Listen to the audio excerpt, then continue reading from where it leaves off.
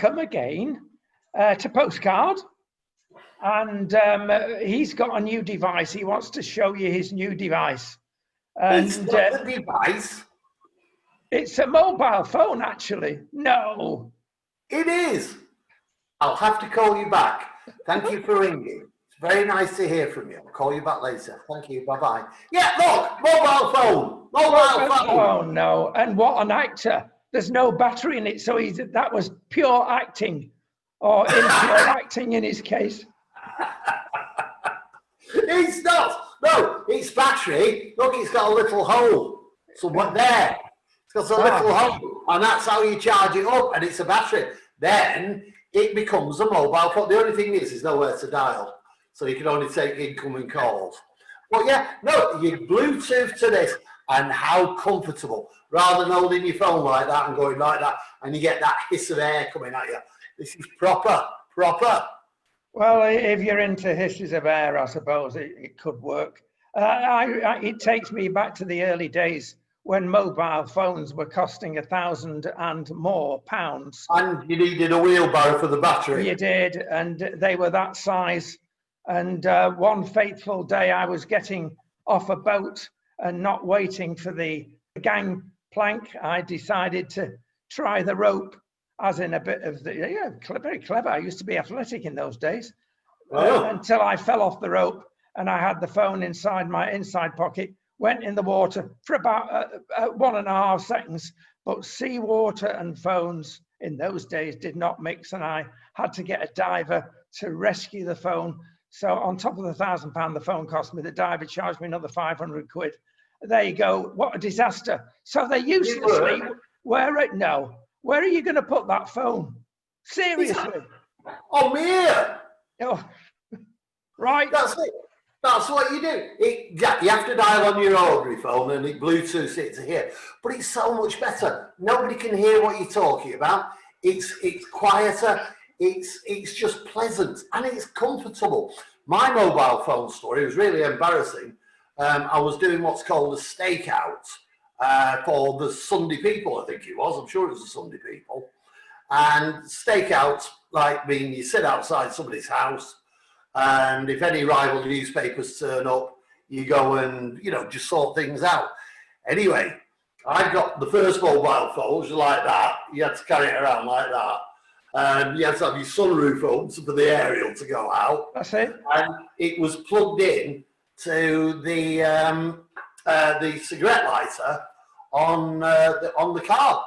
So anyway, I'm phoning up my girlfriend, I'm phoning up my parent, I'm phoning up anybody I can think of on my new mobile phone. When I had to alert the newspaper and the photographer who were hiding around the corner that the people who were staking out were on the move, not only was the phone flat, I'd actually flattened the battery on the car and we couldn't give chase. Yes, those were the days of gas televisions. I remember them well. Listen, we've got to talk about so much today, as we usually do. And the first thing that springs to mind is, I'm sorry, it is COVID. And it's the mask syndrome that's hit particularly America, and even England are getting bolshy. And so are the supermarkets. And I think the supermarkets are quite right. Morrison's and one or two others actually, but Morrison's were the first one. They're not letting you in unless you wear a mask. Now, legally, you can get away with anything in Britain, almost, especially the masks. And as we've mentioned on other programs, Leigh, the least a mask would help you is by 4%. But 4% is better than 0%. So come on, well done, Morrison's. They're chucking them out of their stores. Yeah, it's been that way over here, really, since the beginning.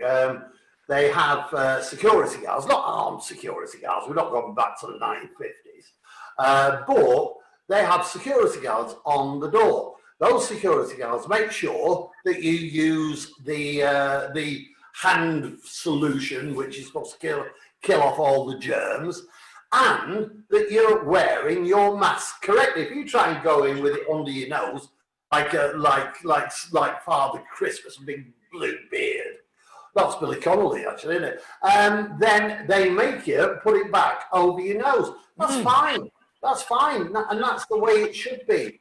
Unfortunately, in Britain, we still have this massive population who think that the law doesn't apply, or the rules don't apply to them.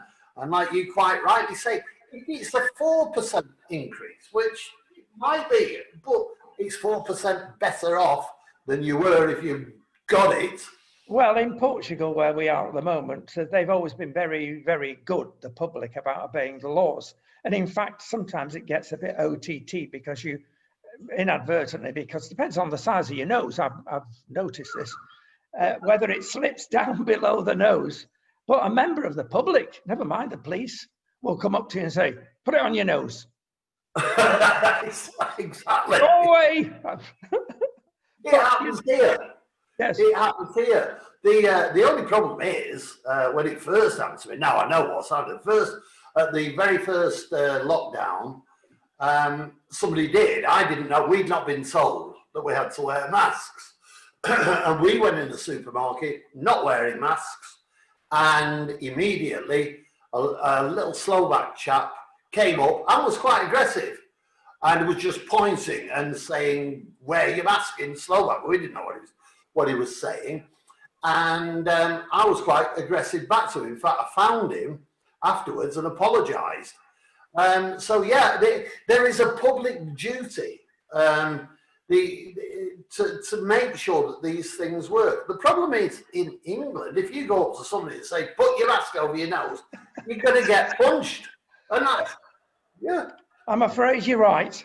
Akin to this subject, let's swiftly go over the pond that have got attitude like the Brits, and mention the hydrochloroquine, what's it? HCQ, I'll say from now on, much easier.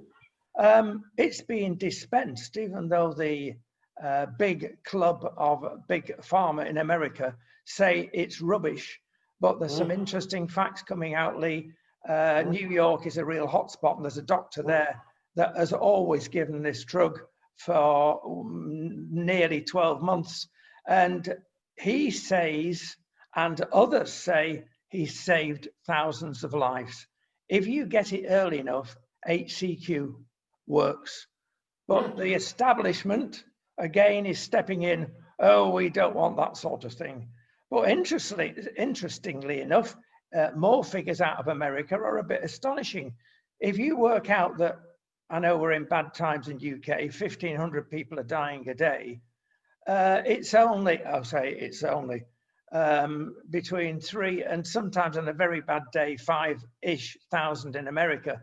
But they've got 7 times our population almost. So I'll tell you what, they're not dying as much as we are in England. Are we being too conservative in England? Or is the NHS letting us down?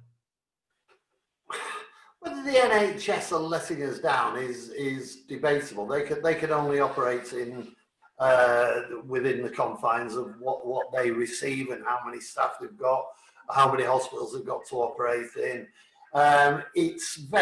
There are questions to be asked. I'm not sure they need to be asked right this second. But after the event, when things come under control, were hospitals allowing people to die? That's a very contentious issue. And certainly there is proof in the past of this happening. No less a case than in Staffordshire, where one of my houses is. They undoubtedly, the NHS there did allow people to die. I have experience within my family where it would appear that the NHS have let us down. Whether that this time to demoralise the people who really are at the front line is the right thing to do, I'm not sure. Let's see what happens afterwards. Something I'd like to say about the COVID experience in Britain, right? Now, everybody's attacked Boris Johnson. I'm not a great defender of Boris Johnson. People seem to think I am. I'm a left-wing pinko who supports Boris Johnson. That's a bit of a bizarre title. And but Boris is attacked all the time for not being on the ball over this situation. And for changing his mind and for doing U-turns and offering different solutions. Now, if we look at world news, that's exactly what's happening in most of the countries around the world as well. So Boris doesn't really stand out in a crowd. Now, one thing that surprises me, that while social media, my favourite subject, has been attacking the mainstream media, me, for the last 12 months, saying that we are creating this situation, we have caused this by delivering nothing but bad news and bad rhetoric and bad opinions. And yet I have not heard anything on social media or seen anything on social media where they now say, look at the good news, look at the good news that the mainstream media is printing and publicising all the time. Now, surely, let's have a bit of fairness. It looks like we might have a future left. So let's trust the media to tell us the bad news and the good news. That was my little rant. Well, that's all right. I mean, there was a famous event in America some years ago now, it must have been about 40 years ago, that everybody got fed up with the bad news, so they had bad news then. And somebody produced a good news newspaper, and it lasted 6 months, Leigh, which is probably 5 months longer than I thought. But people don't want that. We're a bit macabre, aren't we? I work for Eddie Shaw, another of those famous media names. He actually was quite a good publisher, and his involvement with the Daily Star was a bit strange, really. But he produced a good newspaper too. A good news newspaper as well. And yes, it died on its feet within minutes. It was like it just steps out into the freezing cold, is here, and just withered. And yeah, people don't want good news. People don't believe good news. It's right. On my site, the Leigh G. Banks Preservation Society, we published a story of my brief interview with that legendary singer who's now demised, Scott Walker. And I must admit, that was a good news, light-hearted, friendly, sentimental story. And everybody's gone wild for that. But beyond things like that, no. No, the occasional bit gets through. Talking about good news, let's switch quickly. You've mentioned Boris. Let's talk about his mate. Oh my goodness me. Well, I've come across some very interesting information that Dominic Cummings was put deliberately into a position of power to sort out the civil service. And we're mentioning about things not going right in the UK. Well, they've not been going right for decades, even a century. And one theory is it's our civil servant that are full of Etonites and other people from posh schools. And it's a big club and they can't get PPE together. They cannot get the hospitals together. Anything that passes through our civil servants goes wrong. Now, you've got to be careful here, because one thing that's certainly gone right, but maybe it didn't go through the civil servants, was our buying of the vaccine en masse. It's really paying off now. But the civil service wanted to get rid of Cummings. So did they send him up north? Or did they trick him to go up north?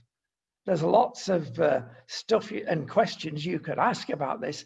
They did it because they're skilled at being skilled in diplomatic and non-diplomatic chicanery. Yes. So it's an interesting thought. I will just ask my guru, what do we think about Dominic Cummings and the civil service? Thank you. Right. This is the reply I got from Dominic about Dominic Cummings. Why did he just change it?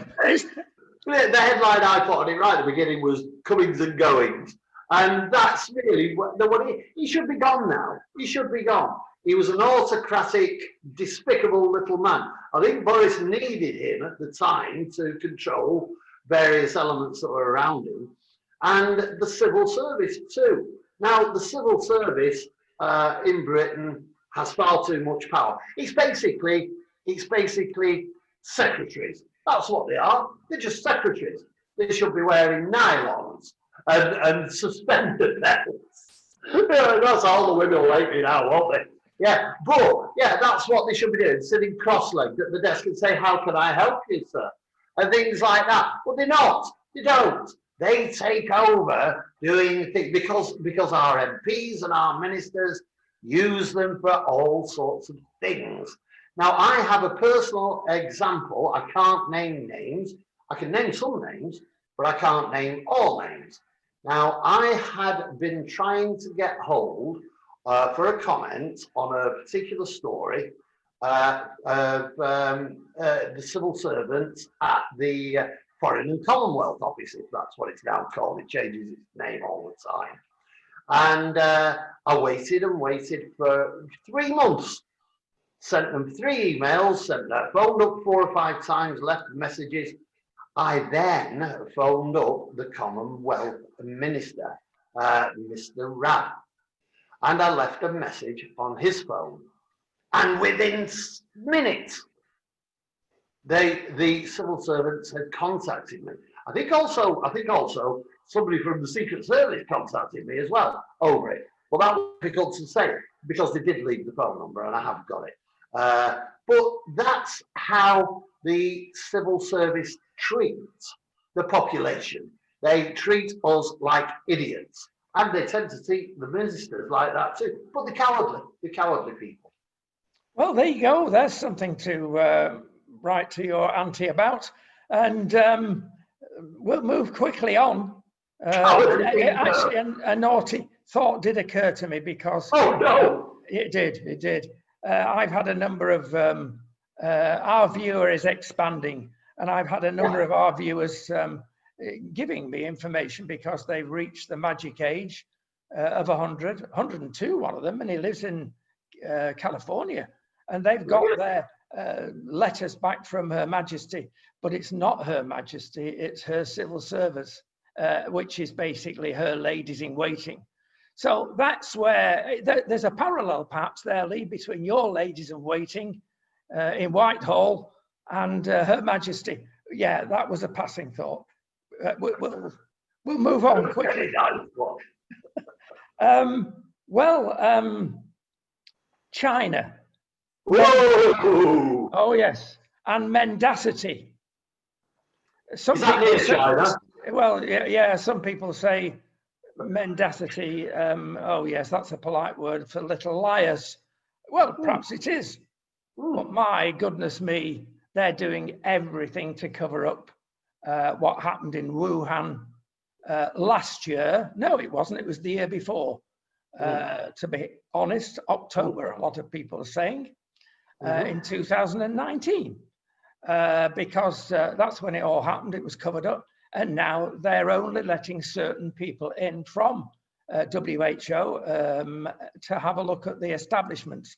And the more whistleblowers that there are, and there are quite a few now in China, because the Chinese people, let's not mix with the Chinese people with the establishment, those that run the country. Most Chinese people, I'm sure, are delightful. But where they are under their lockdown rules, and they've got lockdown rules that we dare even think about in Western nations, and the way they deal and the way they deal with many people is truly awful. And the more we're finding out, the chances of this virus being non-human managed are remote. And even dear old Boris said this week that when he was talking about pangolins and bats, Stop being stupid, he said. Stop thinking bats and pangolins, or the scales of a pangolin, can make you sexier. It doesn't, he said, I can assure you. And don't mendacise it anymore. That's a new word, but I like it. Yeah, nice word. We should try and bring that into popular speech. Yeah. Mendacising. Yeah, China is. I think we need to again have a voice of reason rather than of hysteria, which is generally, particularly in America, what is presented. Boris's statement was perhaps a bit over the top. And again, that's not because I'm defending China.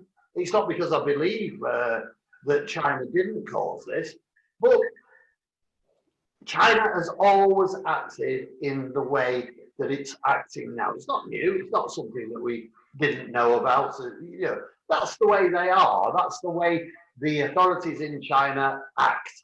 And they create all sorts of mayhem within their own country to control people. Now, when the first news came out about this, and you're quite right, going back to October 2019, in reality, I do believe that Andrea and I actually did get COVID at the beginning of 2020, when we'd been on quite a big journey.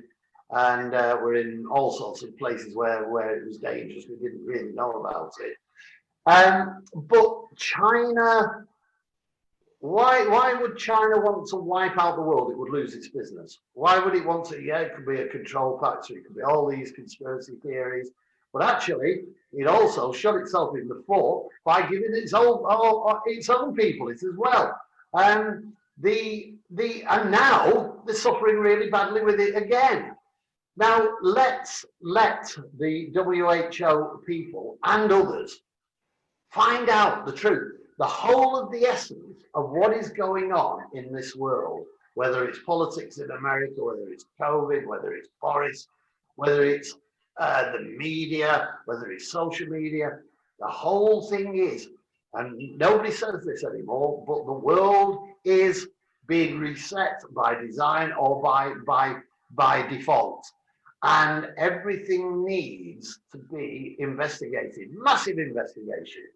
Well, you've got more faith in the WHO, Leigh, than 90% of people. They've messed it up just as much as the civil servants in England. Yeah, I agree. Again, like I said, I'm not defending the WHO. Well, they have the authority to go in, and they are taking all the people in. The problem with China is that they're making them go into lockdown for 2 weeks as soon as they get there. Now, that isn't helpful. There are other ways of. I went to Britain, as you know, to film a documentary just before Christmas. And I was allowed into the country with impunity because I'd taken the relevant test. And I didn't have to lock down. I had to stay in my hotel room if I wasn't working. Well, that's the way it could be done. And other people could go out there and there could be an investigation into the reality. The doubt is based on the fact that at the same time as this came out in China, this disease came out in China, it came out in 4 other places in the world as well. So there's your doubt. Now, that isn't to defend the bizarre, strange, autocratic society, the secret society that China offers the world. But also, the simple fact is, if we don't like China and we don't like what they're doing, stop buying the plastic. Stop buying their bits of plastic. Leigh, it is happening. We, from good sources again, have found that many countries are actually waking up, not the European ones yet, but the rest of the world is waking up and cutting down on what they're getting from China. Okay, they're going to pay a little bit more, but in the long run, we'll all be gaining by this. And maybe China will join the rest of the world in the mess the rest of the world's in. There's a thought. Now, moving on again, because we're both great European driving voyages, the pair of us, and we have to go through various countries at various times under various lockdowns. And I've got to advise you, Leigh, don't take your ham butties out of England back into Europe, because they will be confiscated. How sad is that? I must say, the Dutch aduana, the frontier men that come and say, what have you got in your boot, are actually saying, I'm sorry for this, but that's pig. And you can't bring pig back in because it's not necessarily been bought through Europe. It could have come from anywhere, and you're going to upset all our piggeries. But they've also done it for oranges. Now, as far as I'm aware, unless the climate really has changed in UK, there's no orange groves in UK. So they've come out of Europe anyway, and they're having a go at those. So this is the first little things, and there's many more to come about Brexit. Are they being deliberately obstructive? Are they? You see, I in my distant past, was very involved through marriage to an Italian family, and this is going back many years before even Brexit was thought about. We were in the European Union. Oh, BA, before Andrea. Carry on. Yeah, before Andrea. That's right. Yeah. They've actually met. They hate each other, and and they had family in Italy, and one of the great joys of an Italian's life is to eat homemade salami, the big sticks, long sticks of salami, and they weren't allowed to bring those into Britain for the same reasons. Now, to have ham in your butty is a bit different than that. These were massive, and with suitcases across, and they were regularly taken off them. They were confiscated. So that rule isn't really a new rule. I believe, though, that the border controls are just being awkward. Yeah. Why didn't they make them eat it? Why didn't they take the ham out and say, that's it, get out of that? Yeah, there's your ham gone. Why didn't they say, can you eat that sandwich before you come in? Or are you still breaking border control by bringing it in internally? People smuggle drugs in and stuff. Well, yeah, exactly. Talking about driving in cars, we've got some good news and some bad news. I'll tell you what the good news is first. The good news is that both of us tend to drive with a heavy right foot because we've got very big vehicles and we cover vast distances. Now, I say, yes, no, and I'm saying heavy right foot, but look, in most of Europe, it's about 80 miles an hour in English money. And as I found out to my cost. Well, yes, you can get up to 90 and maybe plus on a massive road. This is going to make all the UK drivers absolutely sick. I mean, we drive 500 kilometers from our place where we work in Spain to here. It takes us an easy half day. There's not a traffic light. I think we mentioned this before. It's wonderful driving. It's relaxing. And at times, you can forget in a big car because 80 mile an hour in a big car often is the feeling of 30 mile an hour in a Fiat baby. So there we are. But Leigh, Brexit, at last we've been proved right, Leigh. They can't get us for speeding anymore because no. How about that then? Now, it's not strictly true. There are ways around it, but the French, for a start, have given up because they were making millions of pounds a year out of the British drivers because you get off at Calais, you see this big open motorway, and it's wonderful, and you forget what speed you're doing. But apparently, the agreements, part of Brexit, it's agreed that you can't be done. So, why? Because that agreement was entered specifically in the EU documents and legalities that were put our way well, they eventually got round to it, if you noticed, about 8 years ago, and you got fined from about 8 years ago. But that is a special agreement that has been left out of the new agreement. So that's good news for you, isn't it? Well, is it though? I don't understand it. I really don't understand it. Oh, I'm sorry, I've just nudged my camera. Again, I don't know. Well, listen, the fact is that the police forces have to agree to reciprocal arrangements. If you're going to do our people, we're going to do yours. And already it's started. But how does this work in this? No, I'm very interested in it. But how does it work in these circumstances? I was stopped this year. I have to admit, doing 120 in a 60 limit, which I didn't realise I'm a foreigner. I didn't understand the 60. I was in foreign. No excuse. I know. Yeah, I was a naughty boy. I was a naughty boy. But like you say, in my big limousine, 120 feels like you're doing 60. And I was stopped by the police, who were quite aggressive. In a way, I can understand it. But they did have the guns and the coshes. I didn't have guns and coshes. And they fined me on the spot. How's that going to affect that? Well, good point. And I can answer that basically, because if you're unfortunate enough to be stopped on the spot, they can fine you. And it's anything in France between £500 and £1,500. Yes, you got away with it, but that's the common thing at the moment. But the answer is, of course, drive faster than them and they can't stop you. Well, yes. No, that's seriously. That's the main fines are these wretched cameras they put in places like downhill escarpments on a motorway or at the end of an exit from a tunnel. They can't do that anymore. So most of the fines you need not pay, but don't get stopped physically like you did. Is that because now there isn't an agreement where they can write to the whatever it's called, the DVLA or whatever? DVLA, yeah, and ask for your home address, etc. Is that where the change is?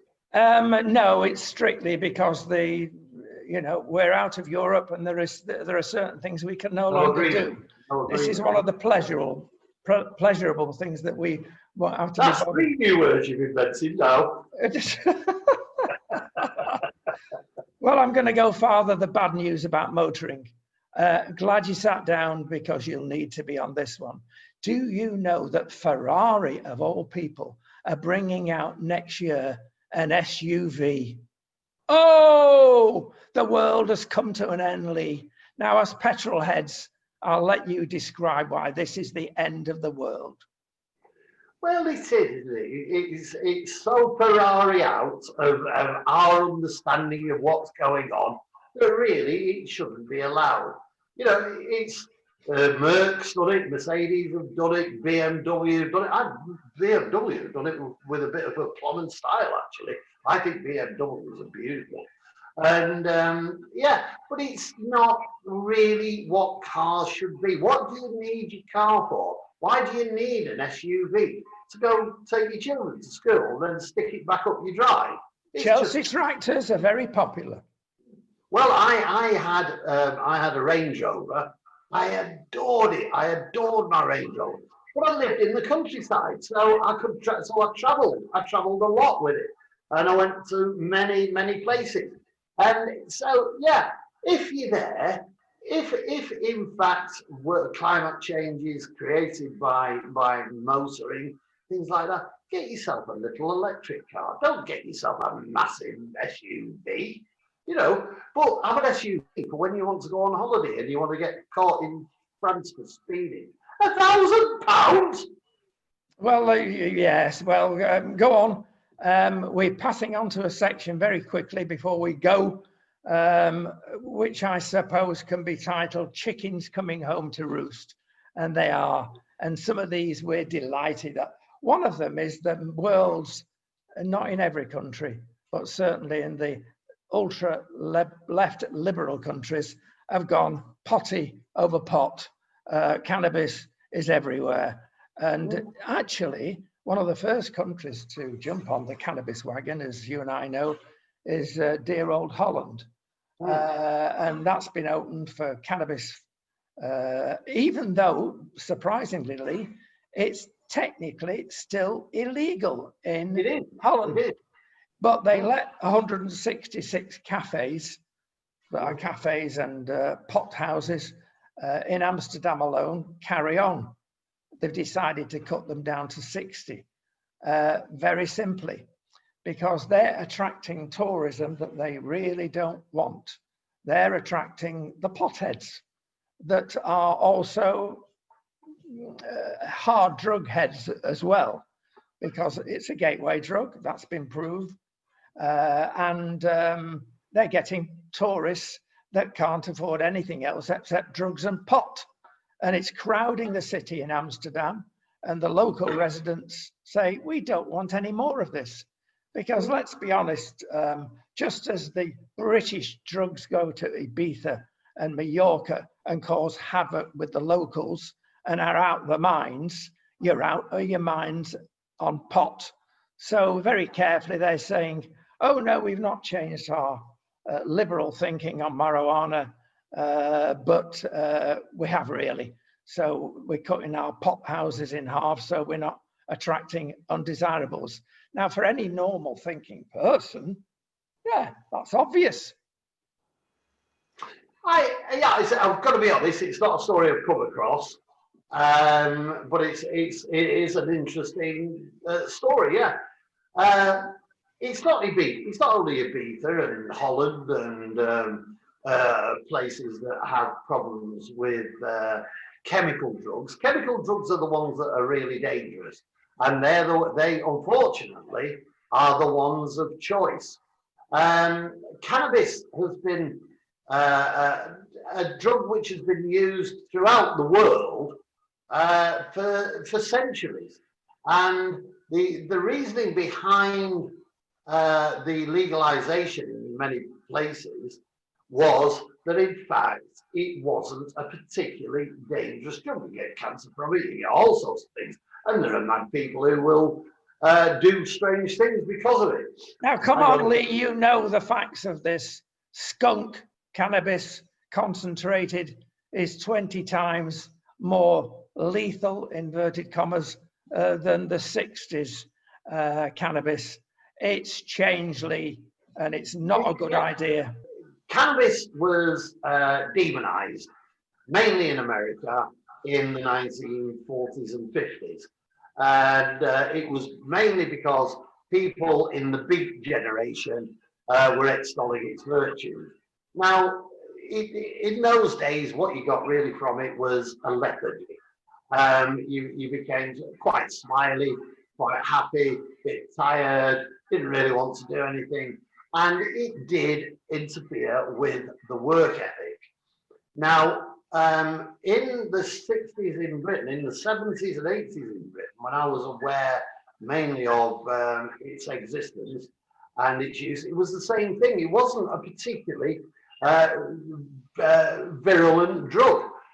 In the 2000s and in the end, towards the end of the previous century, people stopped being able to buy cannabis resin, which was really it was mixed with all sorts of things. It really was a very bad drug. The new strains of cannabis are absolutely frightening. There's things called blue cheese, white lightning, which actually is a different kind of drug. But the change drugs, natural formations of drugs like cannabis have started to become more and more hallucinogenic, and in its hallucinogenic effects it can have very bad effects on people's minds.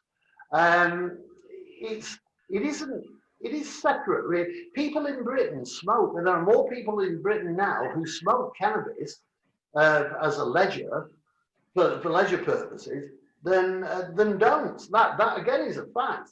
I would say, as a quite a hard drinker, I've always been so, that in fact we should be looking at the lethality of alcohol and the violence caused by alcohol, the mental problems caused by alcohol, in the same way as we look at it with cannabis. Well, dangerous. That is an interesting point you make there. We'll discuss it because time again, Leigh, is running out. But very interesting point. But as you know, I've mentioned on a number of occasions, because cannabis grows in your back garden in Southern Europe, we wouldn't have anybody with us. We've suffered too many times as an employer that is on cannabis, because it slows you up, it makes you daft. And I'm sorry, just as though I won't put up with an alcoholic working for me because it's dangerous for him and for my clients.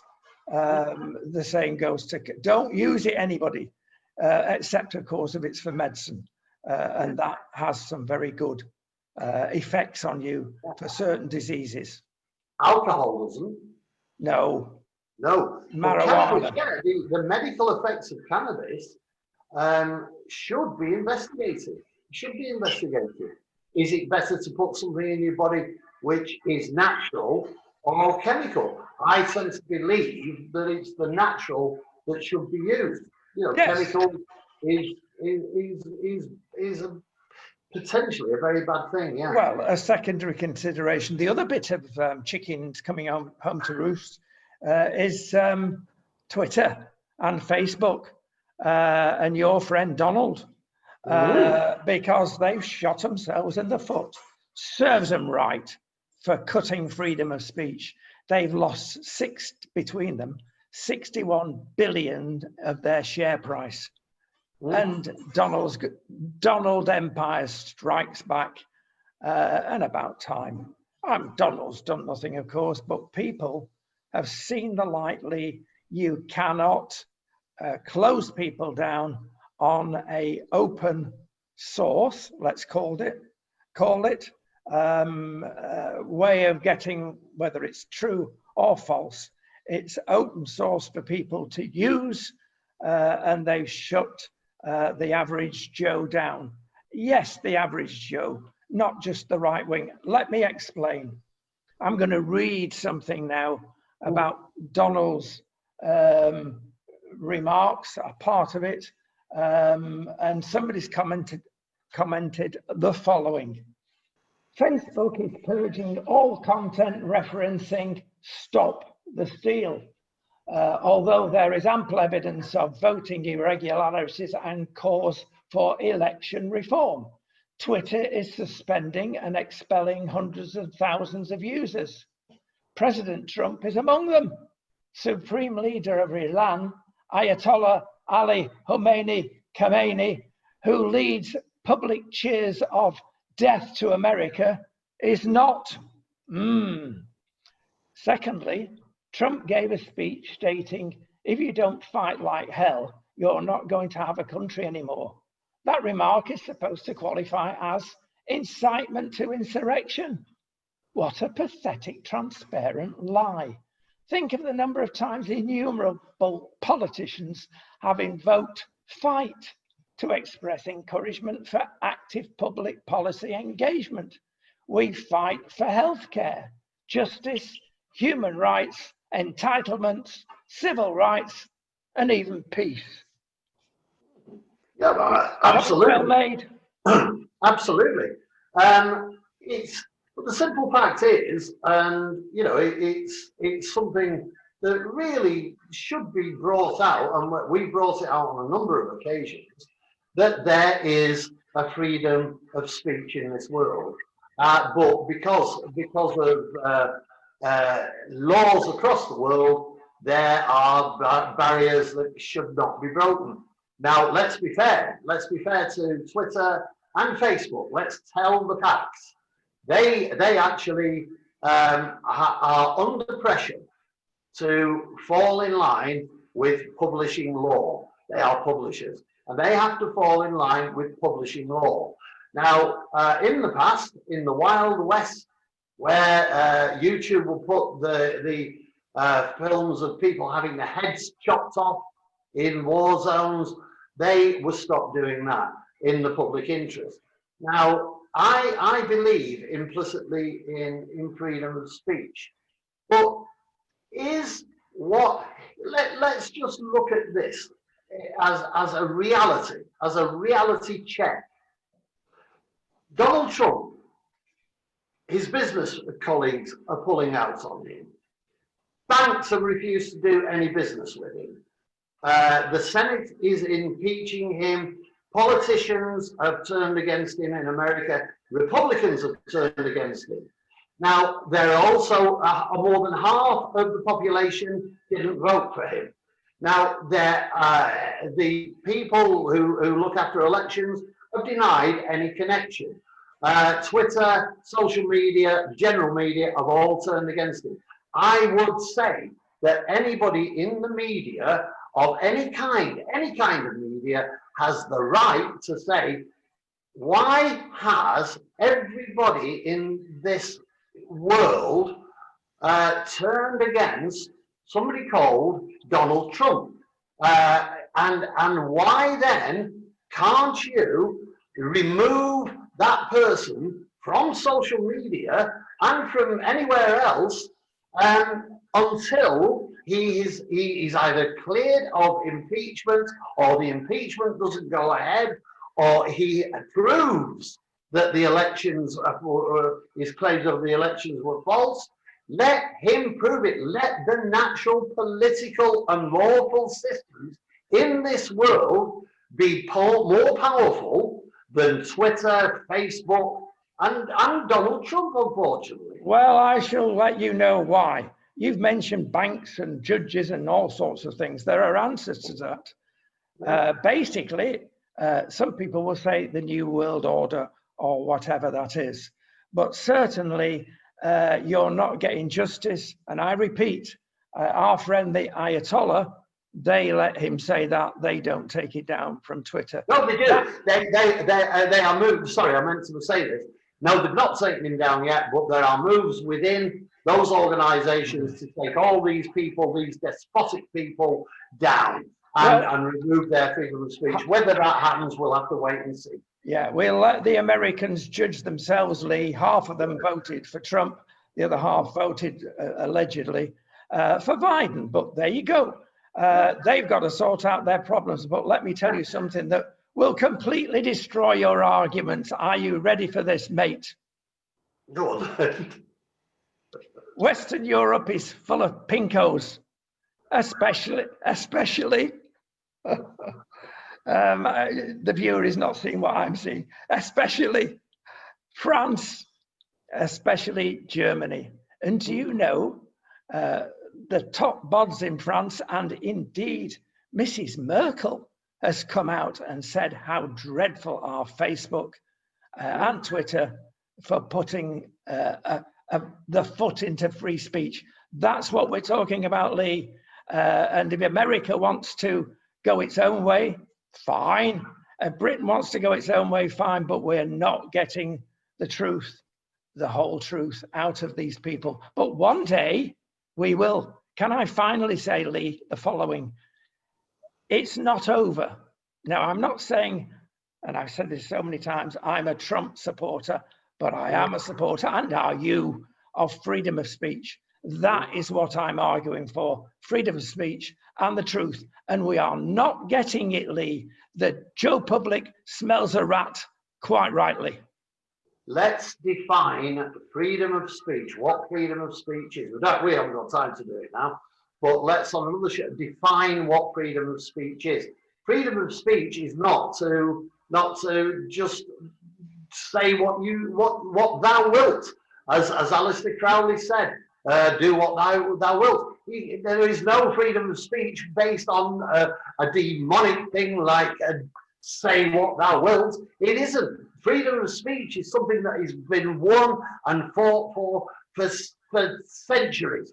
And there are reasons why certain things are not allowed. And was the Wild West of the internet, starts to become controlled, quite rightly so, and I know that you agree with me entirely on this, that the Wild West of the internet has to be controlled. There has to be victims of this redesigning of what is going on there. Donald Trump is a victim, then let him prove he's a victim. Let the Senate prove that he's a victim. Let people come forward. Why doesn't he want to pay Giuliano with the $20,000 a day he's been paying? Well, no, everybody would not pay Giuliano $20,000 a day. That's iniquitous. But listen, time's gone. Leigh, I will go on my journeys now to the wonderful places of freedom of speech, Poland and Hungary, and you can set off very early in the morning to China. Thank you, Leigh. It's been a pleasure. Who's that? Is that Donald Trump? Thanks for calling, Donald.